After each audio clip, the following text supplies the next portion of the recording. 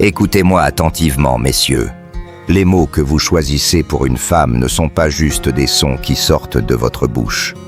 Ils ont le pouvoir de l'enflammer, de la captiver, ou au contraire, de la repousser à jamais. Aujourd'hui, je vais vous révéler 3 surnoms interdits, des mots si puissants qu'ils peuvent graver votre empreinte dans le cœur d'une femme pour des années. Mais attention, ces mots ne sont pas pour les faibles. Ils sont pour les hommes qui veulent marquer une femme, non pas en la manipulant, mais en la touchant d'une manière qu'elle n'oubliera jamais. Ces surnoms ne cherchent pas à la flatter superficiellement, mais à réveiller quelque chose de profond, d'authentique, dans son âme. Restez jusqu'à la fin, car le dernier surnom est celui qui fait fondre même les cœurs les plus froids.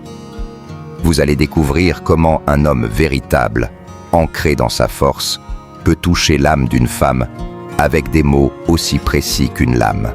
Bienvenue dans l'empire du stoïcisme, où l'on ne joue pas avec les femmes, mais où l'on touche leur essence là où personne n'ose s'aventurer. Imaginez-vous face à une femme, vos yeux plongés dans les siens, et avec une voix calme, presque murmurée, vous lui dites « Tu es mon ouragan ». Pas un mot de plus, pas un mot de moins. Elle pourrait sourire, peut-être même rire doucement, mais au fond d'elle, quelque chose s'agite. Une vague déferle dans son ventre, une chaleur qu'aucun homme n'a jamais su provoquer. Pourquoi? Parce que ce surnom ne la réduit pas à une image douce ou fragile, comme « ma petite fleur » ou « ma princesse ». Non. Vous la comparez à une force de la nature, indomptable, imprévisible, parfois même dangereuse. Et pourtant, vous lui dites « C'est exactement ce que j'aime en toi ». Ce surnom fonctionne parce qu'il célèbre sa puissance brute, sans chercher à la domestiquer. Vous ne lui dites pas qu'elle est mignonne ou parfaite. Vous reconnaissez son chaos, ses émotions intenses, ses tempêtes intérieures, ses humeurs changeantes, ses passions qu'elle a parfois honte de montrer, car la société lui répète qu'une femme doit être sage ou contrôlée. En l'appelant « mon ouragan », vous lui dites « Je vois ta force, je l'embrasse, je la respecte ». Vous lui montrez que vous n'êtes pas intimidé par son intensité, que vous êtes l'homme capable de naviguer dans ces vagues sans jamais vaciller. D'un point de vue psychologique, les études sur l'attachement émotionnel montrent que les femmes se sentent profondément liées à ceux qui non seulement tolèrent leurs émotions, mais les célèbrent. Un homme qui reconnaît l'intensité d'une femme sans chercher à la calmer devient irrésistible. Elle se dit « Il me voit vraiment, il accepte ce que je cache, ce que j'ai peur de montrer. »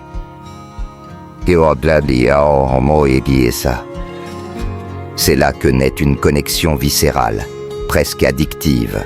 Je me souviens d'une cliente, une directrice exécutive, une femme puissante dans un monde d'hommes. Elle m'a confié un jour, après une longue journée de travail. Les hommes me traitent comme une poupée de porcelaine ou comme une menace. Je veux un homme qui me dise que je suis dangereuse, mais qu'il aime ça. Oh! Ce mot, dangereuse, l'a marquée. Elle ne voulait pas être protégée ou mise sur un piédestal. Elle voulait être reconnue dans toute sa complexité.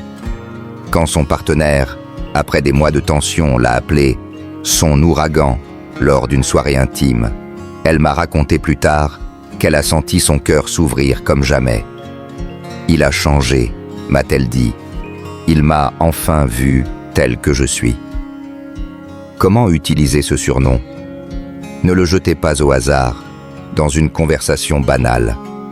Choisissez un moment chargé d'émotions, après une dispute passionnée, dans un silence profond, ou lors d'une nuit où vos âmes se touchent. Regardez-la droit dans les yeux, sans sourire forcé, sans plaisanterie. Dites « Tu es mon ouragan ». Puis taisez-vous.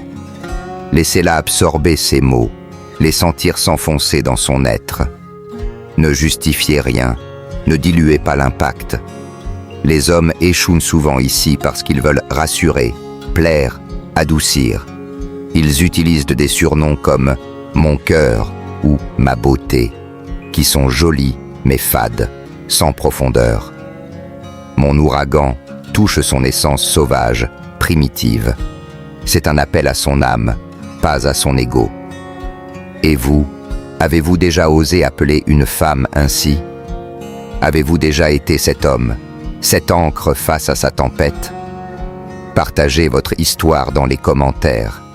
Et si vous n'avez jamais essayé, dites-moi, oseriez-vous? Si mon ouragan célèbre la tempête indomptable qui sommeille en elle, le prochain surnom révèle une vérité encore plus intime, une confession qui demande du courage et qui touche son cœur comme aucun autre mot ne le peut. Ce surnom peut sembler paradoxal. Pourquoi un homme, surtout un homme stoïque-épi, admettrait-il une faiblesse?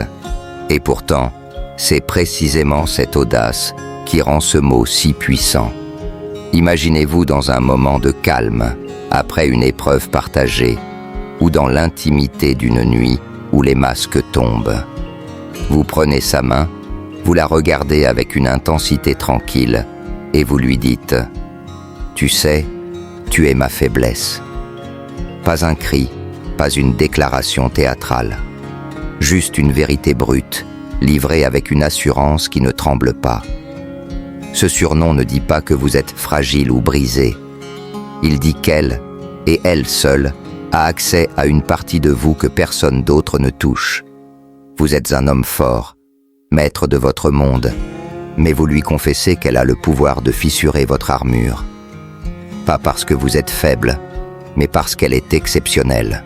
Ce mot la place dans une position unique, celle de la femme qui peut influencer un homme inébranlable. Psychologiquement, ce surnom répond à un besoin profond chez une femme, celui de se sentir essentielle, irremplaçable.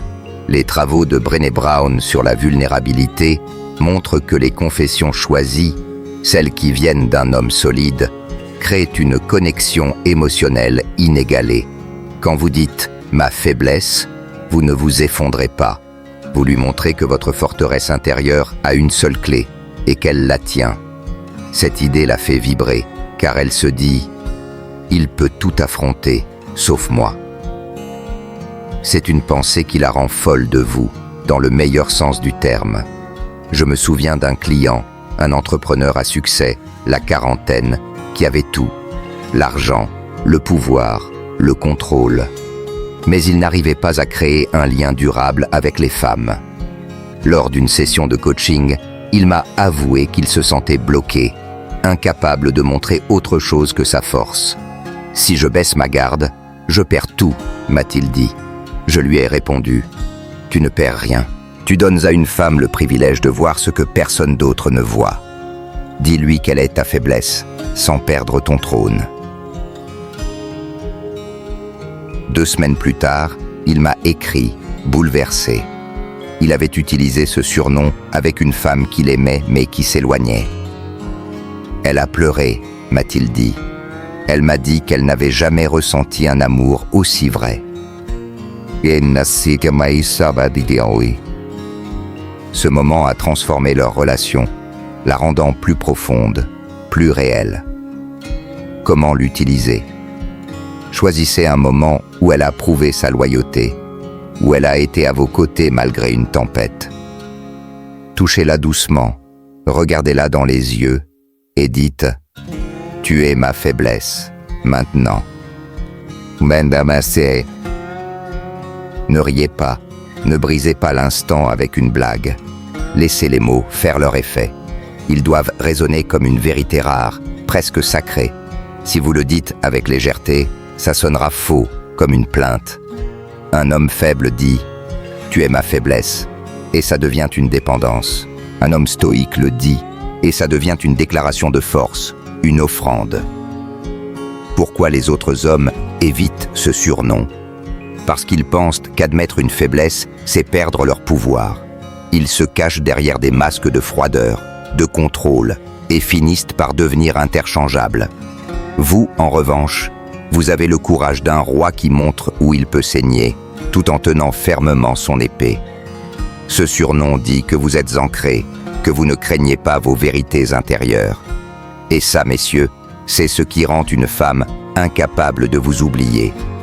Dites-moi dans les commentaires, avez-vous déjà osé montrer à une femme quelle est votre faiblesse, tout en restant fort?